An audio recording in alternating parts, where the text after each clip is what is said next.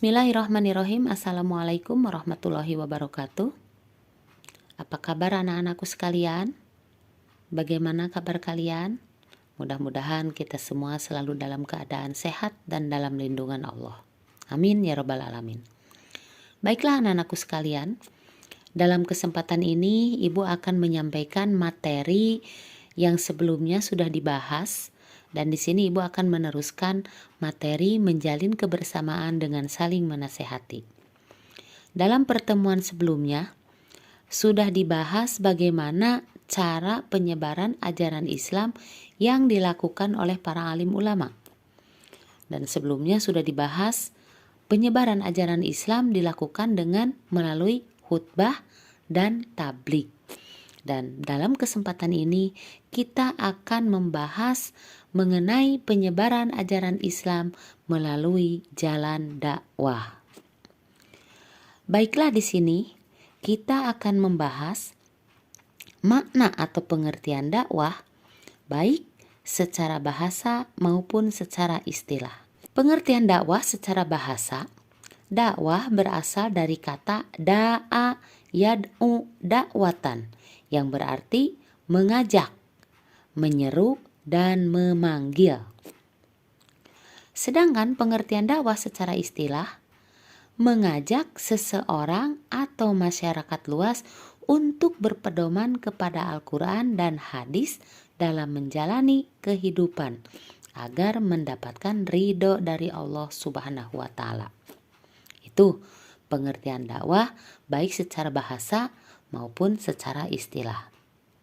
Selanjutnya, bagaimana teknik-teknik dalam berdakwah?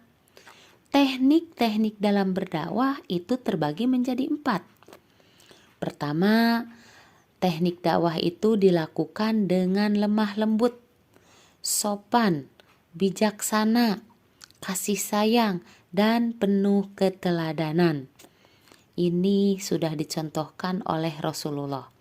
Rasulullah itu tidak pernah kasar, tidak pernah keras, dan tidak pernah memaksakan kehendak. Jadi beliau melakukan dakwah baik ketika di Mekah maupun di Madinah itu dengan lemah lembut. Sehingga banyak orang-orang yang masuk Islam. Itu teknik dalam berdakwah. Selanjutnya, teknik berdakwah yang kedua, menguasai konsepsi Islam dalam pengamalannya. Betul, harus menguasai konsepsi Islam, harus mengetahui pengetahuan Islam, ya. Selanjutnya, teknik dalam berdakwah yang ketiga, tidak melakukan berbagai praktek kotor dengan mengatasnamakan dakwah. Jadi, dakwah jangan dijadikan kedok untuk menyebarkan hal-hal yang tidak baik. Sedangkan yang terakhir, teknik dakwah yang terakhir, memahami ilmu retorika dan mampu menjalin komunikasi yang baik. Selanjutnya, praktek dalam berdakwah itu perlu adanya tahap persiapan, ya. Praktek dalam berdakwah perlu adanya persiapan. Tahap persiapan itu apa saja? Ya, mempersiapkan mental, tentu saja ini penting. Karena orang yang berdakwah itu harus berdiri dan berbicara di hadapan masyarakat yang banyak. Perlu mental yang kuat. Tahap persiapan yang kedua, memahami latar belakang jemaah. Ya, harus paham latar belakang jemaah. Sehingga materi yang disampaikan dalam dakwah itu bisa tersampaikan kepada masyarakat tersebut. Yang ketiga, menentukan masalah, ya, menentukan masalah atau materi apa yang akan disampaikan. Selanjutnya, tahap persiapan, mengumpulkan bahan-bahan apa saja yang akan disampaikan kepada masyarakat luas, sehingga masyarakat bisa memahami, bisa menerima isi dakwah yang kita sampaikan. Tahap persiapan selanjutnya, menyusun sistematika. Selanjutnya, mempersiapkan fisik, tentu saja. Selain mental, fisik juga harus dipersiapkan. Harus dalam keadaan sehat, ya. Tahap persiapan yang terakhir yaitu menganalisis pendengar. Ini ya penting sekali. yang harus dipersiapkan dalam praktek berdakwah. Selanjutnya, tadi tahap persiapan, sekarang tahap pelaksanaan. Nah, tahap pelaksanaannya apa? Pertama, tampil dengan percaya diri. Betul sekali. Kita harus percaya diri bahwa dakwah yang akan kita sampaikan itu betul-betul akan sampai kepada jamaah. Yang kedua, menguasai forum. Ya, menguasai forum, menguasai panggung. Ya, jangan sampai kita kalah oleh jamaah. Ya. Yang ketiga, tidak menyimpang dari tema. Ini ya, kebiasaan kalau sudah berbicara itu lupa materi, jadi kemana-mana. Itu tidak boleh. Makanya perlu adanya persiapan atau menentukan masalah agar tidak menyimpang dari tema yang disampaikan. Selanjutnya, tahap pelaksanaannya menjadi diri sendiri. Jadi jangan ikut-ikutan dengan orang lain. Karena sekarang lagi ada yang terkenal, misalnya pendakwah yang terkenal ikut-ikutan. Itu tidak penting, jadilah diri sendiri.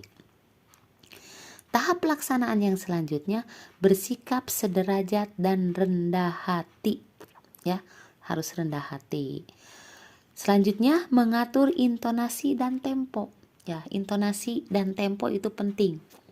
Termasuk mimik, bahasa itu juga penting agar dapat dipahami. Selanjutnya, memberi tekanan. Tekanan dalam arti apa? Tekanan mengajak kepada kebaikan sesuai dengan pengertian dakwah, ya, menyeru, mengajak. Selanjutnya, memelihara kontak dengan jemaah. Nah, ini tatap jemaah, tatap mata jemaah, tatap seluruhnya. Untuk apa? Biar kita bisa menguasai dan kita tahu mana jemaah yang memperhatikan dan mana jemaah yang tidak memperhatikan. Selanjutnya tahap pelaksanaannya pengembangan bahasa, ya. Pengembangan bahasan. Jadi pembahasannya jangan itu saja. Dan yang terakhir, tahap pelaksanaan yang terakhir, memberi kesimpulan. Kesimpulan dari dakwah yang disampaikan, kesimpulan dari materi yang disampaikan, itu harus disampaikan pula pada akhir penyampaian dakwah. Itu materi dakwah dalam kesempatan ini. Jadi untuk materi pada bab ini, ya, itu sudah selesai. Silahkan dipelajari lagi di rumah. Apabila ada yang tidak dipahami dari penyampaian ibu, bisa menghubungi ibu melalui Japri. Sekian yang dapat ibu sampaikan. Mudah-mudahan dapat bermanfaat buat kita semua. Billahi taufiq wal hidayah. Assalamualaikum warahmatullahi wabarakatuh.